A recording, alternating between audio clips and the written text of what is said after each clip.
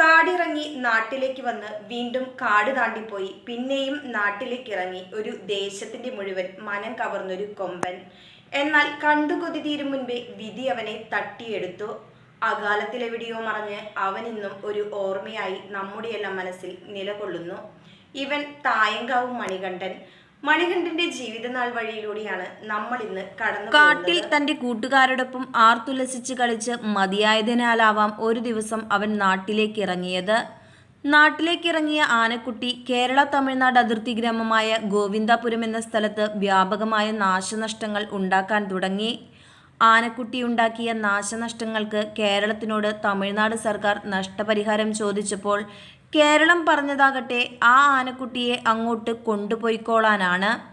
നാട്ടിലിറങ്ങി കളിച്ചു മടുത്തപ്പോൾ അവൻ വീണ്ടും കാടുകയറിയ അവനെ മനുഷ്യൻ വെറുതെ വിട്ടില്ല. സ്വതന്ത്രനായി നടക്കേണ്ട അവനെ മയക്കുവെടി വെച്ച് പിടിച്ചു. അവനെ അവർ കൊണ്ടുപോയത് പറമ്പിക്കുളത്തേക്കാണ്. 1977 ഈ സംഭവം നടക്കുന്നത്. പറമ്പിക്കുളത്തെത്തിയ ആനയ്ക്ക് അവർ മോഹൻ എന്ന് പേരിട്ട് വിളിച്ചു. ഈയൊരു കാലഘട്ടത്തിൽ തന്നെയാണ് ചൂണ്ടൽ തായങ്കാവ് ക്ഷേത്രത്തിലേക്ക് ആനയെ വാങ്ങാൻ തീരുമാനിക്കുന്നത്. നാട്ടുകാരിൽ നിന്നും പിരിവെടുത്ത് 8 വയസ്സോളം പ്രായമുള്ള മോഹനെ വാങ്ങി അവർ അമ്പലത്തിൽ നടയിരുത്തി. അങ്ങനെ അവൻ തായങ്കാവ് മണികണ്ഠനായി. ആനക്കേരളം പ്രതീക്ഷയോടെ ഉറ്റുനോക്കിക്കൊണ്ടിരുന്ന ഭാവിയുടെ വാഗ്ദാനമായി അവൻ വളർന്നു വന്നു. തൃശൂർ പൂരവും നെന്മാറ വല്ലങ്ങി വേലയുമടക്കം പ്രസിദ്ധമായ പല ഉത്സവങ്ങളിലും മണികണ്ഠന് തൻ്റെതായ സ്ഥാനം കിട്ടിയിരുന്നു. ഒരുപക്ഷെ ഇന്ന് ജീവിച്ചിരുന്നെങ്കിൽ ആനക്കേരളത്തിൻ്റെ ഉയരക്കേമന്മാരിൽ ഒരുവനാകേണ്ടിയിരുന്നവൻ.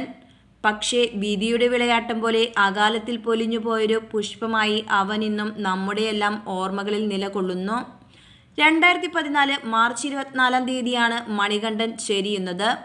ഉദരസംബന്ധമായ അസുഖമാണ് മരണകാരണമെന്നാണ് ആദ്യം റിപ്പോർട്ട് ചെയ്തത്.